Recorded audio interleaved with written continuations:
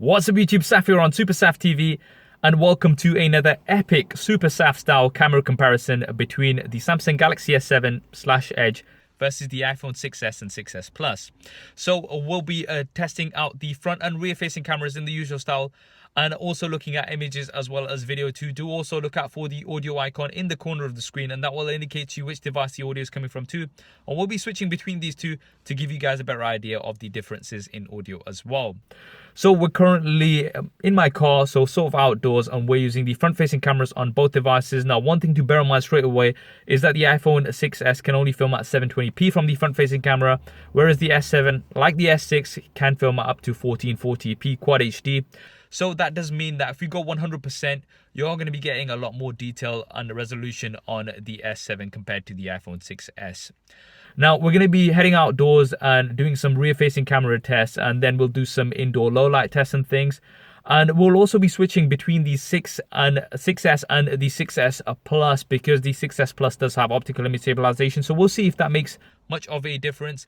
And the S7 and S7 Edge have the exactly same cameras, so that's another thing to bear in mind. So we will be using the S7 Edge for this particular video. Anyway, do hit that thumbs up button and let's get straight to it. So now we're outdoors with the rear-facing cameras, and we are filming at 4K. And although this video is exported out at 1080p, it does mean we can crop in and get lots more detail. Okay, so now we're going to be testing out the image stabilization on both. So just going to be taking a bit of a walk and seeing how these do. Now, both of these are mounted to the same device, so it's as fair as you can get. So this is just a quick test. Now we've switched to the iPhone 6s Plus just to see if that makes any difference, because that does have optical image stabilization. So yeah.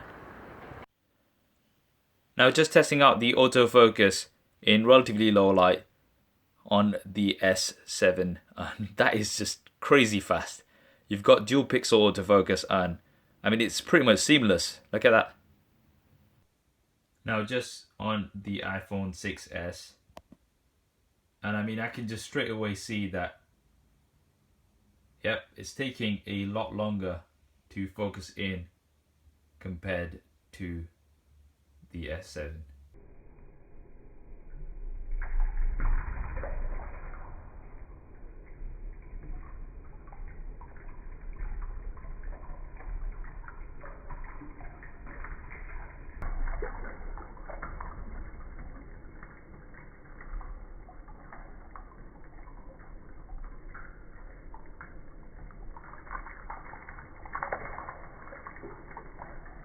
Now, before we move on to the images, a quick thanks to our sponsor for this episode, which is Dbrand. Dbrand have some quality skins for lots of different devices, and you can now also pre-order skins for the Samsung Galaxy S7 and S7 Edge.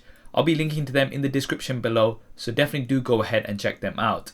Now, starting off with the selfies. So first up, you can see here that we do have much better dynamic range on the image from the Samsung Galaxy S7.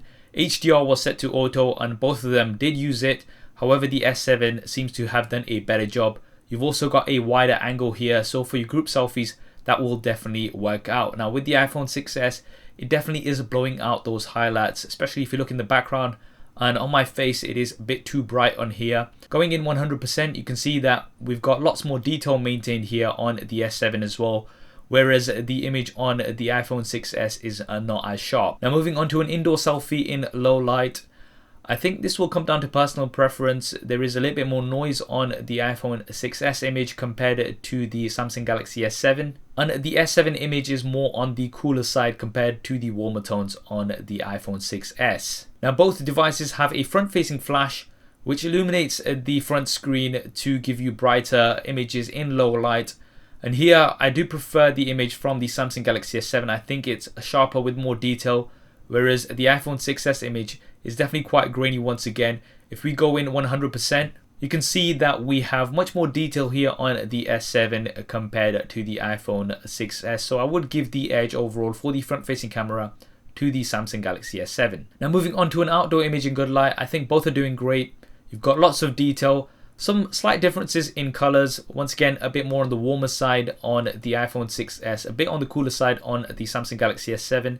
Let's go in 100%. You can see that we've got lots of detail on here. I think maybe just a tad sharper on the Samsung Galaxy S7, but both doing a great job overall. Now, an outdoor wide image, here you can see that the S7 does have a slightly wider angle lens. In terms of the images, I think both are doing a good job. Looks like the Samsung Galaxy S7 has favored the foreground, whereas the iPhone 6s has favored the background a little bit. So if you look towards the greens in the grass, they are a little bit brighter on the Samsung Galaxy S7. Whereas if you look at the clouds on the iPhone 6s image, they are a little bit more detailed. So again, I think this is going to come down to personal preference. I think both are doing a good job overall. Now let's move on to low light situations. So this is under room lighting. I think both are doing pretty decent. The S7 is slightly brighter. Now let's dip the light down even further to see how much of a difference it makes. And here you can see that the f1.7 aperture as well as the optical image stabilization is really helping the Samsung Galaxy S7, whereas the iPhone 6s is really struggling with lots and lots of noise. So the edge definitely has to go here to the Samsung Galaxy S7. Now let's try the iPhone 6s Plus, because that does have optical image stabilization. And although the image is a little bit better with more details compared to the iPhone 6s, the win definitely has to go to the Samsung Galaxy S7 here. Now I thought I'd take this test even further, so went outdoors at night. And here once again you can see that the Samsung Galaxy S7 is really shining here with a very nice image compared to the muggy image of the iPhone 6s. Moving on to the iPhone 6s Plus, you can see that once again it is definitely better than the image that came from the iPhone 6s, but still nowhere near the Samsung Galaxy S7. This is even more clear when we go in 100%. You can see that lots of detail is lost on the iPhone 6s Plus, whereas on the Samsung Galaxy S7 you've got a much more sharp image and it definitely has a lot more detail. Now moving on to an image using the flash of the rear facing cameras, I would give the edge here to the iPhone 6s. I think generally the colors are a little bit better because of that dual LED flash. The Samsung Galaxy S7 not doing bad, but the colors are a little bit too much on the cooler side in my opinion. So there we have it, the camera comparison between the iPhone 6s and 6s Plus versus the Samsung Galaxy S7 and Edge. Overall, I would give the win for the front-facing camera to the Samsung Galaxy S7. I think you had better dynamic range, better detail, and also a wider angle of view with 1440p video recording compared to 720p on the iPhone 6s. They really do need to update that. For video quality from the rear-facing cameras, I think quality-wise in good light, both were pretty good. However, the S7 does get the win for autofocus. That dual pixel autofocus is super fast. Outdoor images in good light were nice overall on both, and I would call it a draw.